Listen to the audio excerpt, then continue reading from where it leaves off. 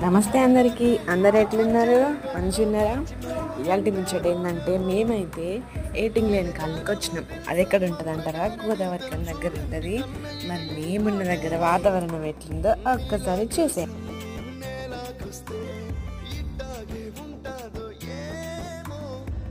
సంతోషం